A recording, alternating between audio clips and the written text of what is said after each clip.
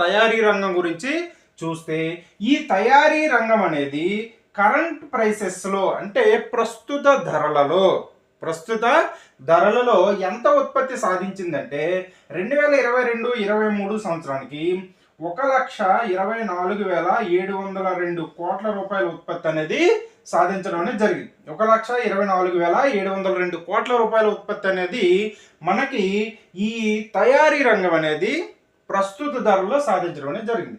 వృద్ధి రేటు ఎంతగా సాధించిందంటే 11.8% growth rate అనేది 11.81% గ్రోత్ రేట్ అనేది సాధించడం అనేది జరిగింది. అదే మనకి మ్యానుఫ్యాక్చరింగ్ సెక్టర్ అనేది తయారీ రంగం అనేది 2021-22 సంవత్సరానికి వచ్చేటప్పటికి ఎంత ఉత్పత్తిని సాధించిందంటే 1,11,528 కోట్ల రూపాయల ఉత్పత్తిని సాధించడం అనేది జరిగింది. ఏది? తయారీ రంగం అనేది